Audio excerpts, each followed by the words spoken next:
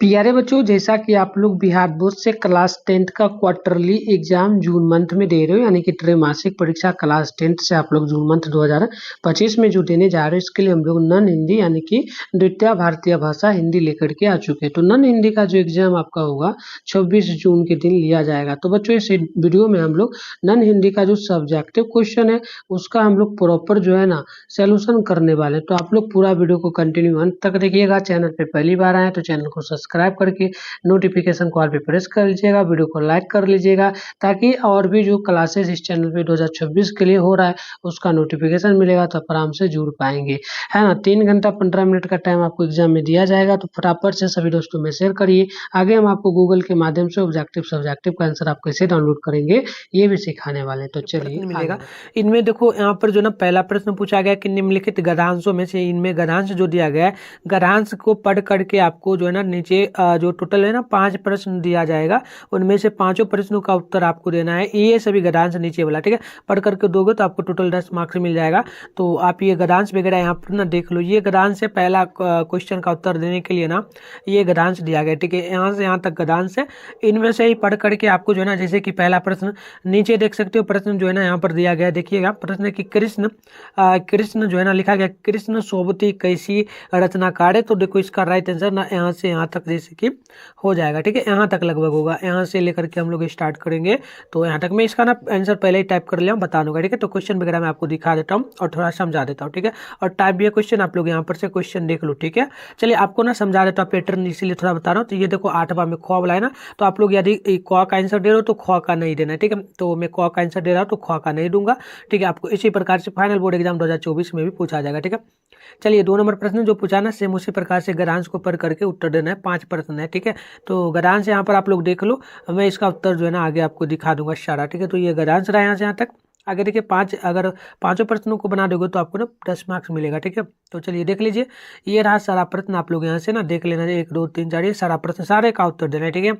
आगे देख लीजिएगा, ये जो है ना ख, ठीक है। तो देखो अगर ये ना 8वां में दिया है, ठीक है, तो 8वां में दिया है तो आपको ना सिर्फ क का उत्तर देना है, तो ख का नहीं दोगे, ठीक है। तो पहले बच्चों में क का उत्तर बताऊंगा आपको, तो ख का नहीं देने वाला, तो किसी एक को ही बनाना है, ठीक है, दोनों को नहीं बनाना है, ठीक है। तो वैसे ये क्वेश्चन आप लोग देख सकते हो, अगर खुद से बना पाते हो तो बना लेना। चलिए देखिए 3 नंबर क्वेश्चन जो पूछा गया निम्नलिखित में से किसी एक विषय पर जो है ना आपको क्या करना है, 250 से 300 शब्दों में निबंध लिखना है, ठीक है। सीधे 10 नंबर के लिए निबंध आपसे ये पूछा गया है, ठीक है। तो चलिए निबंध देख लीजिएगा, जो सारा दिया गया है, देखिए यहाँ पर दिया गया है हमारी राष्ट्रभाषा, ठीक है। उसके बाद देखिएगा यहाँ पर प्रातः काट शोर, तो मैं ना 2 नंबर का उत्तर देने वाला हूँ, ठीक है। तो किसी एक को ही बनाना है, सारा प्रश्न आप लोग देख लेना। गौ नंबर में गणतंत्र दिवस है, आगे देख लीजिए यहाँ पर जो है ना आगे एक और प्रश्न दिया गया, ये गणतंत्र दिवस का इतना है। और देख लीजिएगा यहाँ पर घ नंबर में दिया गया है सरस्वती पूजा पर, ठीक है। तो आपको ना किसी एक पर ही लिखना है। आगे देख लीजिएगा ग्रीष्म ऋतु पर लिखने के लिए दिया है। आगे देख लीजिएगा, आगे 4 नंबर प्रश्न में ना आपको बोला गया कि अपनी माता जी के पाठ एक ना स्वास्थ्य के संबंधित पत्र लिखना है, तो पत्र लिखोगे ना तो 5 मार्क्स मिलेगा। तो पहले बच्चों में इसका ना उत्तर देने वाला हूँ आगे, ठीक है। तो आगे देखिए, इसी का 4 नंबर क्वेश्चन का ही 8वां में दिया है, तो आप लोग अगर पत्र लिखते हो तो ये नहीं देना है, अगर ये बनाते हो तो पत्र नहीं लिखना है, किसी एक को ही बनाना है। तो मैं पत्र लिखूंगा तो इसका नहीं बनाऊंगा, ठीक है।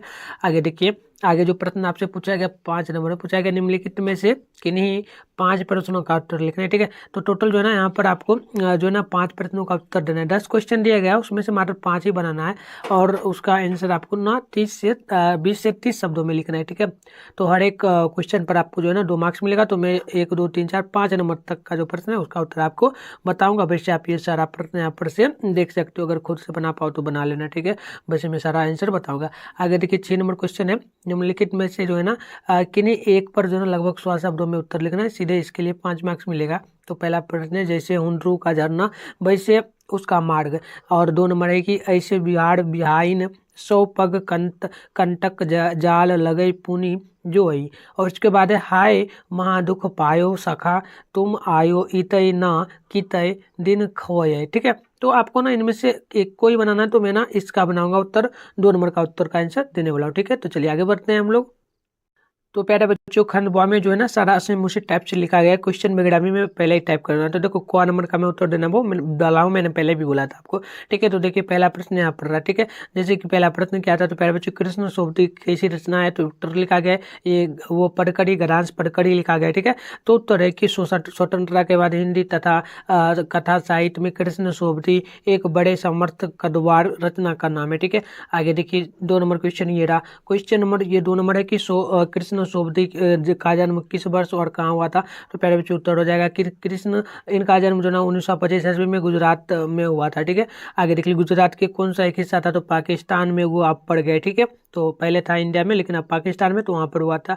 आगे देखिए क्वेश्चन नंबर जो है ना यहाँ पर 3 नंबर क्वेश्चन है और इसका प्रश्न जो है प्रश्न पूछा गया कि कृष्ण सोबती कैसी शक्ति है, तो उत्तर होगा कृष्ण सोबती एक नैतिक साहस और मानसिक स्वतंत्रता की आध्यात्मिक शक्ति है। देखिए यहाँ पर ना 4 नंबर का उत्तर है।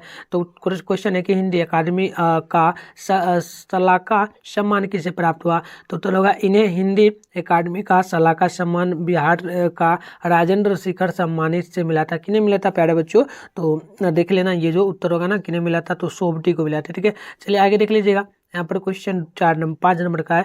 क्वेश्चन है कृष्ण सोबती कैसी कथाकार है, तो कृष्ण सोबती एक महिला कथाकार है। आगे देखिए 2 नंबर क्वेश्चन है, इनमें से ना 5 प्रश्न बनाना, तो को का उत्तर दे रहा हूँ, जैसे लिखा हो ना सेम आप लोग इसे लिख लेना। ठीक है, आगे पीडीएफ वगैरह भी बता ही दे रहा हूँ, कहाँ मिलेगा तो ज्वाइन कर लेना। चलिए उत्तर है पहला प्रश्न का।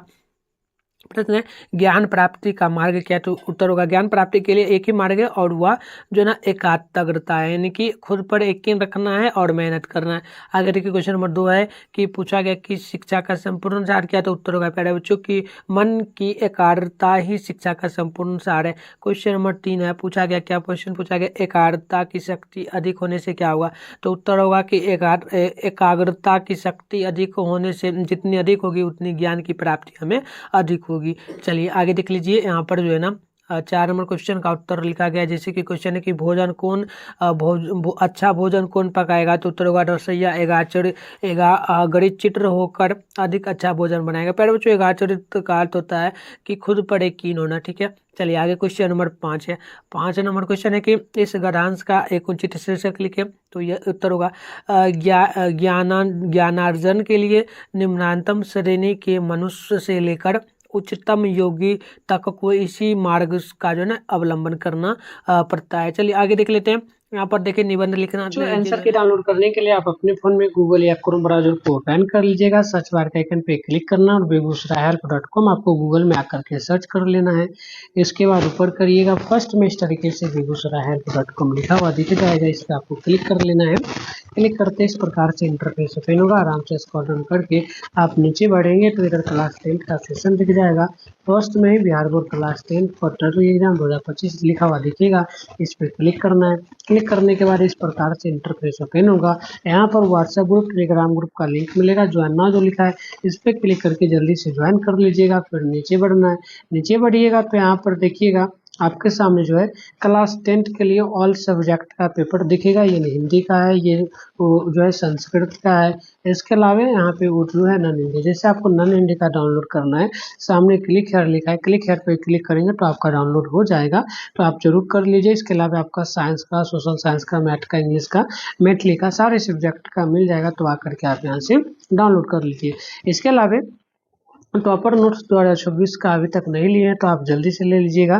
क्लास 10 के लिए आपको जो है इसमें जो टॉपर नोट्स मिलेगा चैप्टर वाइज ऑब्जेक्टिव सब्जेक्टिव साथ में गैस किया हुआ क्वेश्चन मिलेगा, इसको पढ़ के 450 से ज़्यादा नंबर ला सकते हो, है ना। तो यहाँ पर देखिएगा मात्र आप लोगों को ये 299 रुपया में मिल रहा है, ऑल सब्जेक्ट का क्लास 10 के लिए मिल रहा है। लेना चाहते तो ये नंबर दिया गया, इस पर आप जल्दी से कॉल मैसेज करके पूछ लीजिए। मैंने सारी जानकारी बता दी, आप चाहो तो डायरेक्ट किसी नंबर से फोन पे गूगल पे चलता है, आप पेमेंट करके इसी नंबर से व्हाट्सएप भी चलता है। आप व्हाट्सएप पे क्या करिए पेमेंट का स्क्रीनशॉट और अपना नेम जिला का नेम क्लास 10 नोट्स लिख करके भेजिए, हम आपको नोट्स के साथ साथ व्हाट्सएप ग्रुप में ऐड कर देंगे जो प्राइवेट है, उसमें आपको क्लास का नोटिफिकेशन और 2026 तक आपको हेल्प किया जाएगा। तो चलिए आगे बढ़ते हैं। पर जो है क्या लिखना था, तो निबंध। ठीक है, तो मैंने आपको बताया था ना 3 नंबर क्वेश्चन है, तो 3 नंबर का मैं लिखने वाला हूँ किस पर, तो देख लीजिएगा प्रातःकाल सोड़ पर। तो देखिए आपको ना सबसे पहले पॉइंट वगैरह देकर ही लिखना है। जैसे कि यहाँ पर जो है ना लिखना है आपको पहला देकर के सोड़ का महत्व क्या है। तो सोड़ का महत्व ज्ञान अर्जित करने के लिए, ज्ञान अर्जित करने के तरीके मन भावन हो तो और भी अधिक आनंद आता है। इन्हीं बातों को ध्यान में रखकर जो है ना शैक्षणिक शोध का आयोजन किया जाता है। शैक्षणिक शोध ऐसी जगहों पर ले जाता है जहां हम प्रत्यक्ष दर्शन से ज्ञान अर्जित कर सके। मुंबई में नेहरू प्लेटोनिरियम वैज्ञानिक केंद्र ये शैक्षणिक शोध की जो है ना दृष्टि का महत्व है। आगे देख लीजिए यहाँ पर जो ना आपको लिखना है दूसरा पॉइंट दे करके इसकी आवश्यकता शोध की क्या है। तो उत्तर होगा कि क्योंकि चलने के लिए हमें जो ना किसी विशेष कौशल जिम या उपकरण की आवश्यकता नहीं होती है। वही जो है ना शोर करना मध्यम से लेकर के फुर्तीली शारीरिक गतिविधियों में शामिल है, यानी कि ऊर्जा। ठीक है, तो आगे होगा इस कारण सुबह शोर नींद की गुणवत्ता बढ़ाने के साथ याददाश्त और सोचने की सीखने की क्षमता को जो ना सुधार में करती है। चलिए आगे देख लीजिए, यहाँ पर जो है ना आपको पॉइंट देख करके लिखना है प्रातःकाल जो है ना शोर का दृश्य का वर्णन। ठीक है, तो लिखना है प्रातःकाल जो है ना प्रातःकाल का दृश्य बहुत ही मनमोहक होता है। चारों ओर एक शुद्ध वायु होने के कारण जो है ना शरीर में एक स्फूर्ति का जो है ना अनुभव होता है। शांत ठंडा वातावरण मन में उमंग भर देता है। सूरज की अपनी चंचल लाल किरणें के साथ धीरे धीरे जो है ना उदित और पूरी धरती जो है ना रंग परिवर्तित कर लेता है। आगे देख लेते हैं।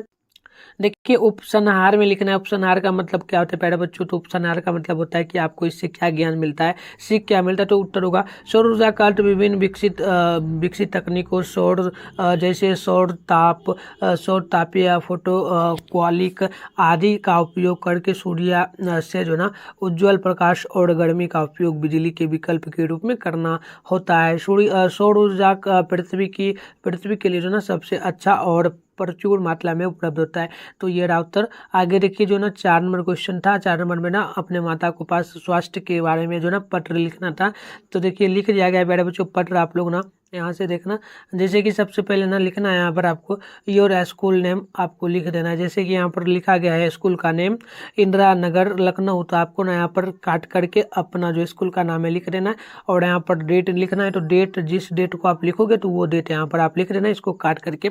उसके बाद ना सेम आपको लिखना है, जैसे कि लिख देना है आपको आदरणीय माँ सादर चरण स्पर्श। उसके बाद लिखना है कि मैं यहाँ जो है ना कुशल पूर्वक हूँ, आशा करती हूँ कि आप सभी वहाँ कुशल होंगे।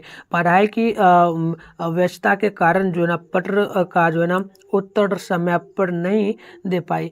आपको यह जताकर प्रसन्नता जानकर प्रसन्नता होगी कि मैंने परीक्षा में प्रथम स्थान प्राप्त किया है। सभी अध्यापक मुझ पर प्रसन्न है। इतना लिखना है इससे में आपको। ठीक है, आगे देखिए लिखना है आपको मुझे आप सबकी बहुत याद आती है, पिताजी को मेरा प्रणाम कहिएगा। तो इतना लिखने के बाद ना यहाँ पर लिख देना आपको, जैसे कि आप गर्ल हो लड़की हो तो आपको लिखना है कि आपकी आज्ञाकारी पुत्री। तो सेम लिखना है, या लड़का हो तो आप लोग लिख देना आपका आज्ञाकारी पुत्र। उसके बाद ना यहाँ पर जो आपका नेम है ये नेम सेम ही लिखना है, नीचे आपका नाम लिख देना जो भी नाम होगा। ठीक है ना, जैसे कि मेरा नाम अगर मिथुन है तो मैं ना यहाँ पर मिथुन लिख दूंगा। ठीक है, यहाँ पर मिथुन कुमार इस प्रकार से लिख दूंगा, तो आपको भी अपना नाम लिख लेना। चलिए ये हो गया। आगे देख लेते हैं 5 नंबर जो क्वेश्चन है ना, इसमें से ना किन्हीं 5 प्रश्नों का उत्तर बनाना था जो कि 20 से 30 शब्दों में लिखना था। तो पहला प्रश्न ये रहा, जैसे कि प्रश्न है कि ईद के दिन अमीना क्यों उदास थी। तो उत्तर होगा ईद के दिन अमीना के घर में खाने के लिए दाना तक नहीं था, इसलिए वह उदास थी। ठीक है, आगे देख लीजिए जो 2 नंबर क्वेश्चन पूछा आपसे, क्या पूछा कि बाल गोविंद भगत गृहस्थ थे फिर भी उन्हें साधु क्यों कहा जाता था। तो पहले बच्चे इसका ना उत्तर यहाँ पर से नोट कर लेना। उत्तर होगा बाल गोविंद भगत गढ़ परिवार वाले आदमी थे और उनके परिवार में उनका बेटा पुतोहू थे। उनके पास जो ना खेती बाड़ी और साफ सुथरा मकान था। इसके बाद भी बाल गोविंद भगत साधुओं की तरह रहते थे। साधु की जो ना सारी परिभाषाओं पर खरा उतरते थे, इसलिए लेखक ने बाल गोविंद भगत को गृहस्थ जीवन से जो ना साधु मान लिया। आगे देखिए क्वेश्चन नंबर यहाँ पर जो ना पूछा गया 3 नंबर क्वेश्चन है कि श्रवण को पान का बीड़ा जो है ना किसने दिया। तो उत्तर होगा सिरचन को ना पान का बीड़ा जो ना मानू दीदी ने दिया था। चलिए आगे देख लीजिए क्वेश्चन नंबर 4 है, पूछा गया पद्मा के ललकारने पर भी अशोक ने युद्ध को स्वीकार क्यों नहीं किया। तो लिखिए उत्तर लिखना कि पद्मा स्त्री की सेना लेकर युद्ध के लिए ललकार रही थी, लेकिन अशोक ने युद्ध स्वीकार नहीं किया क्योंकि अशोक स्त्रियों पर जो ना हाथ उठाना पाप मानते थे। स्त्रियों के साथ पुरुष का युद्ध करना जो ना शास्त्र में अनुचित कहा गया, तो इसीलिए उन्होंने ऐसा किया था। आगे देख लीजिए क्वेश्चन नंबर 5 है, ईर्ष्या की बेटी किसे और क्यों कहा जाता है। पठित पाठ के आधार पर उत्तर लिखित उत्तर होगा। ईर्ष्या की बेटी जो है ना कहा जाता है किसे, तो यहाँ से उत्तर होगा प्यारे बच्चों, ये तो प्रश्न नहीं लिखा गया, ये नहीं लिखना। उत्तर लिखना कि ईर्ष्या की बेटी निंद्रा को कहा जाता है क्योंकि यह उसी के मन में जन्म लेती है जिसके हृदय में जो है ना ईर्ष्या वास होती है। ठीक है, दूसरे के बारे में गलत सोचना। चलिए 6 नंबर क्वेश्चन है कि इनमें से आपको सिर्फ एक ही प्रश्न का उत्तर 100 शब्दों में देना था, तो मैंने 2 नंबर का उत्तर लिखा हूँ। तो प्रश्न देख लीजिएगा, प्रश्न मैंने पहले भी पढ़ दिया था। तो प्रश्न है कि ऐसे विहाइन 100 पग कंटक जाल लगे पुनि जो है, हाय महादुख पायो सखा तुम, आए इतय न कितय दिन खोए। तो इसका ना अर्थ लिखना है, आपको क्या करना है, व्याख्या करना है। ठीक है, तो आपको ना 5 मार्क्स मिलेगा। चलिए इसका उत्तर जो होगा ना प्यारे बच्चों, उत्तर होगा कि हुंडरों की झरना तक जाने के लिए बेहतरीन सड़क बनी हुई है, जैसे धरती उबर खाबर झाड़ी झुरमुटो पेड़ पौधों के साथ जंगल अपनी जगह आबाद है, तथा जंगली जानवरों की आवाज़ तथा पक्षियों की चकहन यानी चकहाना आकर्षक